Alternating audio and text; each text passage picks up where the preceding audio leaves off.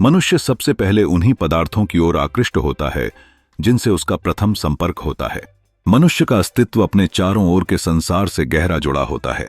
उसका पहला संपर्क विराट ब्रह्मांड से तात्कालिक रूप से उसकी जिज्ञासा को जगाता है। मनुष्य का सर्वप्रथम संपर्क बाह्य संसार से होता है, इसीलिए उसके समक्ष विश्व संबंधी कॉस्मोलॉजिकल समस्याएं उपस्थित होती हैं। जब वह अपने वातावरण का अवलोकन करता है तो उसे विश्व की सृष्टि, उसके जीवन का उद्देश्य और समय की गतिकी जैसे प्रश्न सामने आते हैं। ये विश्व संबंधी समस्याएं, जैसे विश्व क्या है, इसकी सृष्टि कैसे हुई है और इसका विकास कैसे होता है, ये मनुष्य को गहराई से विचार करने के लिए प्रेरित करती हैं। किसी भी देश के दर्शन का प्राथमिक प्रयास इन्हीं प्रश्नों को सुलझाने में लगता है। इसी कारण से विभिन्न देशों की संस्कृतियों में दर्शन का प्राथमिक प्रयास विश्व के मूल तत्वों को समझने में ही निहित होता है। विश्व संबंधी कॉस्मोलॉजिकल इस प्रकार हैं, जैसे विश्व या ब्रह्मांड, स्थान देश या दिक् और काल, यूनिवर्स, स्पेस एंड टाइम। संबंधी समस्याएं या जीव की प्रकृति और उसकी उत्पत्ति का विचार, या पृथ्वी पर जीवन के विकास, इवोल्यूशन। संबंधी विचार, अथवा यह विश्व प्रयोजन मूलक है या यंत्रवत, टेलियोलॉजिकल है या मैकेनिकल। उड़ते हुए बादलों में स्थिर चांद स्वयं गतिशील प्रतीत होता है। पानी में डाली हुई सीधी लकड़ी भी टेढ़ी दिखती है। समानांतर रेखाएं दूर से एक दूसरे से मिलती सी प्रतीत होती है। सच क्या है, गतिहीन चांद या गतिशील चांद, सीधी लकड़ी या टेढ़ी लकड़ी, समानांतर रेखाएं या सटी रेखाएं, अर्थात वास्तविकता, रियलिटी क्या है। इसी से मनुष्य का ध्यान विश्व की वास्तविकता, रियलिटी की ओर आकृष्ट होता है। विश्व किस तत्व से बना है?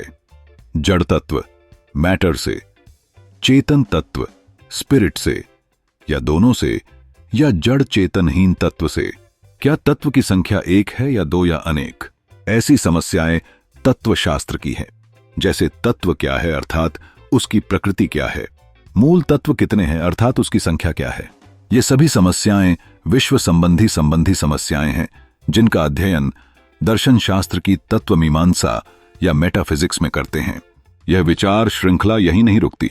जब मनुष्य का आत्मचेतना या मनस विकसित होता है तो वह अपने अस्तित्व के मूल में झांकने लगता है कि मैं कौन हूं, मेरा मस्तिष्क क्या है और आत्मा अमर है या नहीं।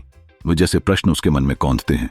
इससे आत्ममीमांसा का आरंभ होता है, जिसमें मस्तिष्क और आत्मा का संबंध, इच्छा शक्ति की स्वतंत्रता और आत्मा की अमरता जैसे गंभीर प्रश्न शामिल होते हैं। यह जीवन के गहरे रहस्यों के प्रति मानव की अंतर्निहित जिज्ञासा को उजागर करता है।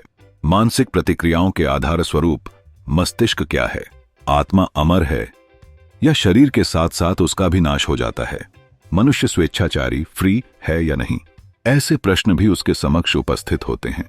यह आत्ममीमांसा हुई।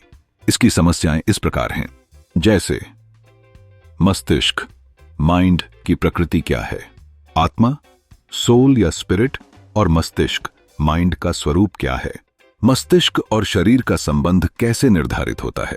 मनुष्य में इच्छा शक्ति, विल की स्वतंत्रता होती है या नहीं, या हम भी रोबोट की तरह प्री प्लान्ड मशीनें हैं।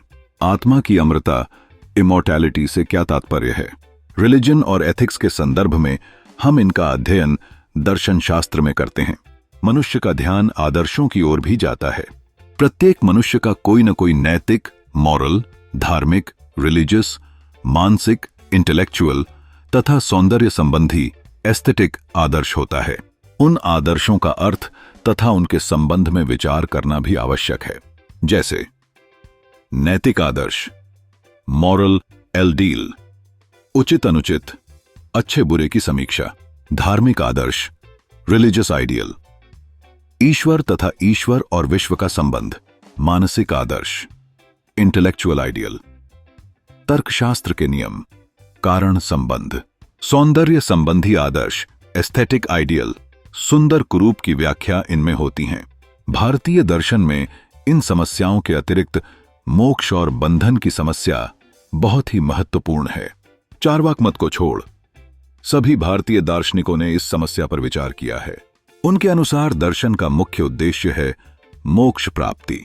सिर्फ बाह्य संसार ही नहीं, मनुष्य अपने भीतर के आदर्शों की ओर भी दृष्टिपात करता है।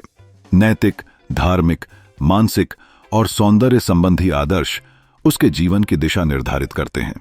यह उचित है या अनुचित, और सुंदर और कुरूप क्या है, जैसे प्रश्न उसे अपने जीवन में नैतिकता और आचरण के सिद्धांतों का मूल्यांकन करने के लिए प्रेरित करते हैं। भारतीय दर्शन इन चिंताओं को और गहरा बनाता है, जिसमें मोक्ष और बंधन की समस्याएं महत्वपूर्ण मानी जाती हैं। दुनिया और आत्मा के बीच का यह ताना बाना मानवता के सबसे गहरे रहस्यों को उजागर करता है।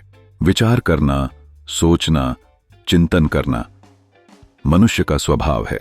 यह विचार करता है, जिसके फलस्वरूप उसे ज्ञान होता है। ये विचार उसे कैसे प्राप्त होते हैं? जिस पदार्थ का उसे ज्ञान होता है वह वास्तविक है भी या नहीं? ये ज्ञान मीमांसा संबंधी प्रश्न है। इनका विचार ज्ञान मीमांसा में होता है। इसकी समस्याएं इस प्रकार है, जैसे ज्ञान का साधन क्या है, ज्ञान की वास्तविकता, रियलिटी या वैलिडिटी, तथा ज्ञान की सीमा, लिमिट क्या है, जैसे प्रश्न उसके सामने आते हैं। मनुष्य अपने अनुभवों से यह ज्ञान प्राप्त करता है और इन अनुभवों का मूल्यांकन करता है। यह ज्ञान संबंधी चिंतन ज्ञान मीमांसा में गहराई से किया जाता है, जहां ज्ञान की वास्तविकता और उसकी सीमाओं का विचार किया जाता है, जिसे हम नेक्स्ट वीडियोज में देखेंगे।